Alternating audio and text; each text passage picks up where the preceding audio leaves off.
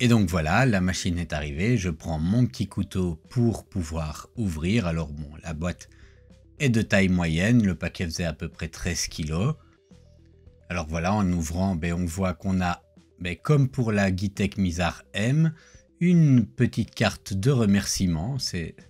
Voilà, c'est toujours une petite attention sympathique avec quelques informations pour la garantie derrière.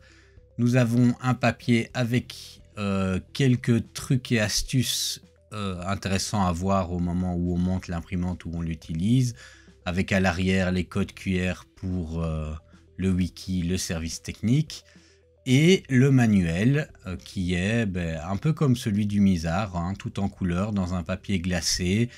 Voilà, on voit qu'ils n'ont pas essayé de mettre une feuille recto verso à la va-vite où on doit se débrouiller, tout est bien détaillé, mais c'est en anglais. Voilà, il n'y a pas de version française disponible dans la boîte. Alors, si j'ouvre la partie supérieure, qu'est-ce qu'on a? On a un échantillon de 200 grammes de filament. C'est toujours pratique quand on débute. Hein. Alors moi, j'ai du stock, hein, mais voilà, quand on débute. Je ferai mes tests d'ailleurs avec ce filament pour être... Voilà, pour voir un petit peu aussi la qualité de ce filament.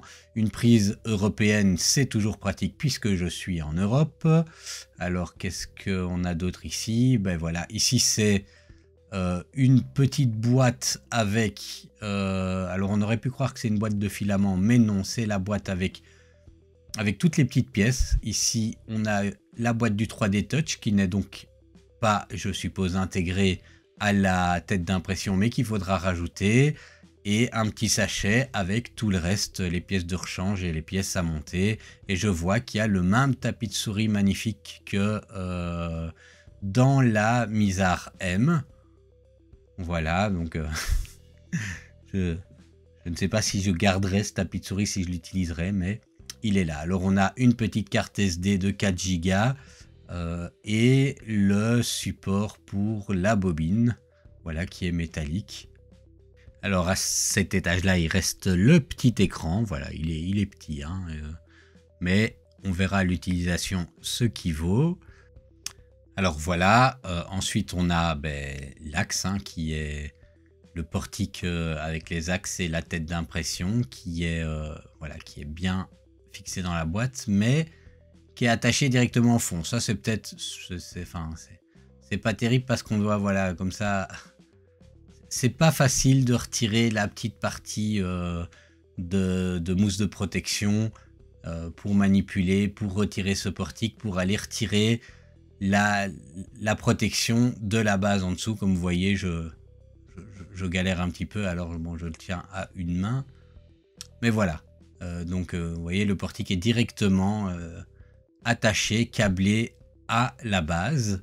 Et ensuite, voilà. Il reste que le portique à retirer et faire place nette pour récapituler un petit peu tout ce que nous avons dans cette boîte.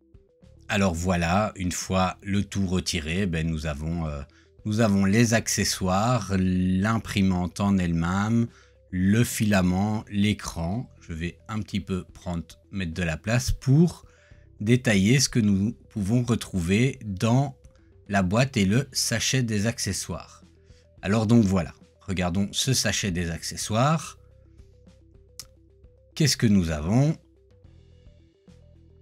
Alors, des tubes Bowden. Je ne sais pas si vous vous en rendez compte là, mais ces tubes Bowden sont beaucoup plus rigides et épais que les tubes Bowden habituels. Ça fait partie de la structure, ça fait partie des mécanismes pour éviter que ça bouge au moment d'une impression haute vitesse. Et c'est du solide. Alors un câble data USB-A pour brancher votre imprimante à votre ordinateur. Alors nous avons un tapis de souris magnifiquement moche. Voilà, merci pour le cadeau Guitec, mais voilà, je ne pense pas que je l'utiliserai. Alors ici quelques colsons pour aider au système de câble management. Une spatule qui ne me servira probablement pas.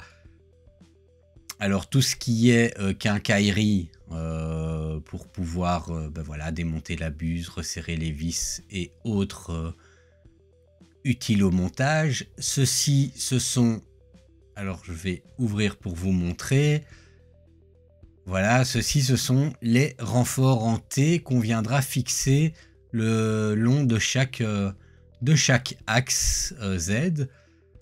Alors nous avons ici à l'intérieur de ce petit sachet encore quelques petites pièces. Alors qu'est-ce que nous avons? Nous avons des vis, hein, voilà, des vis M520.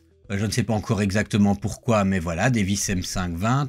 Nous avons également ici un petit, un sachet avec les quick couplers qui sont de la taille qui va avec les tubes Boden. Hein, donc c'est pas des quick couplers standards, ils sont beaucoup plus larges. Des vis M550, qui ça je pense c'est pour faire tenir le portique.